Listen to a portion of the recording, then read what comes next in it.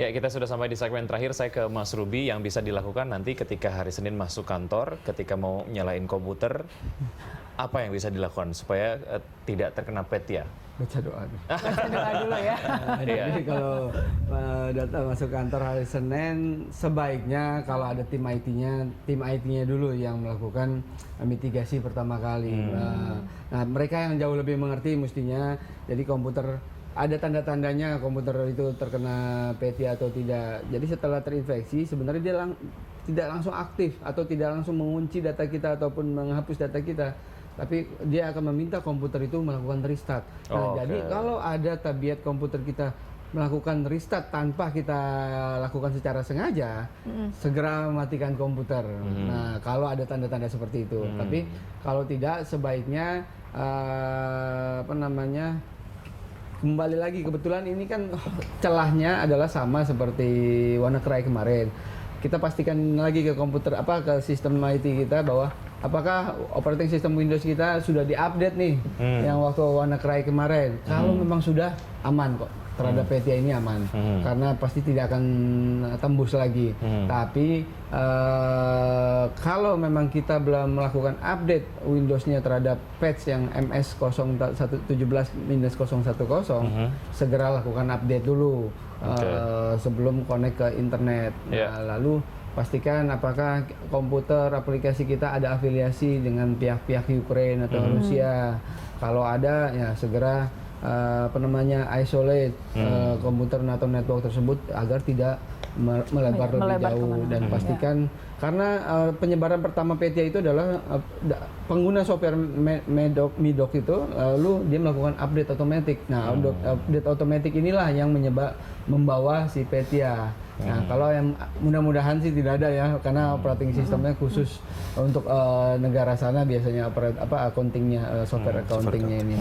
Nah, lalu pasti seperti Pak Henry bilang tadi, security awareness lagi-lagi harus lebih ditingkatkan. Tapi perlu diingat, security awareness itu bukan hanya untuk konsumsi orang IT, tapi untuk seluruh pengguna komputer gitu. Nah, itu yang banyak kan orang mikir IT security awareness urusan IT lah begitu ya. Padahal mungkin nggak Mas Ruby, Pak Hendy, negara yang bertindak, artinya mungkin dari Kemenkominfo sudah membangun firewall tersendiri gitu, misalnya gitu. Itu pertanyaan baik. Saya jawab sebentar habis ini Pak Hendy. Bahwa adalah hal tersebut bisa dilakukan kalau kita menggunakan single gateway seperti negara komunis di Cina. Nah, Cina itu seluruh internetnya negara dulu masuk lewat negara, lalu disebarin ke rakyatnya lewat negara juga. Jadi negara bisa mengontrol in dan out semua traffic. Makanya, tapi maukah kita dilakukan seperti itu? Dan kita itu sampai saat ini infrastruktur internet di Indonesia tidak seperti alias tidak single gateway. Multiple gateway banyak dari mana-mana. Tapi langkah preventif yang bisa dilakukan oleh Kemenkominfo apa setidaknya selain? Kalau dari Kemenkominfo sih sebenarnya mungkin memang ada pembicaraan ke arah sana juga ya beberapa kali gitu. Tapi memang dunia kita ini udah border sekali gitu ya. Kita mau gateway apa nih? Gateway fiber optik, nanti masuknya lewat satelit ya kan. Gateway fiber optik dan satelit masuknya lewat wireless nyebrang dari Batam dan sebagainya. Jadi memang kompleks kalau kita mau melakukan, even pun kalau kita sepakat melakukan single gateway, memang itu suatu pekerjaan besar.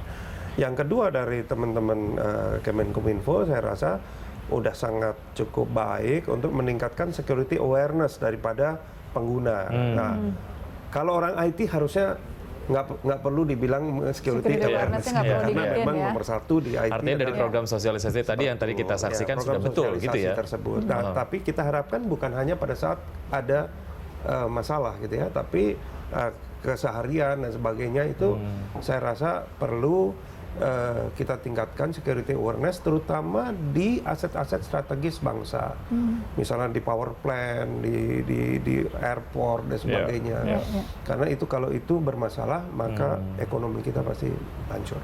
Mas Ruby, terakhir ini ransomware petia bukan yang terakhir kan? Pasti masih akan ada lagi ya? Kemungkinannya akan ada malware yang lain. Sesuai data NSA yang bocor bulan Januari lalu, masih banyak yang lain. Nah, kita tinggal menunggu.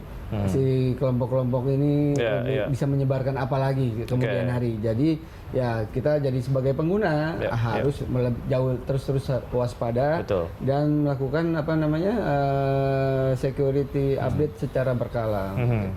Ya, jangan sampai apa namanya sudah terlanjur masuk terus kita bingung harus ngapain gitu ya. Kita imun dulu, Iya. nanti kalau ada virus kan kebal. Oke, baik. Mas Subi terima kasih sudah hadir di Studio Kami hari ini. Mas Subi juga terima sudah kasih. hadir.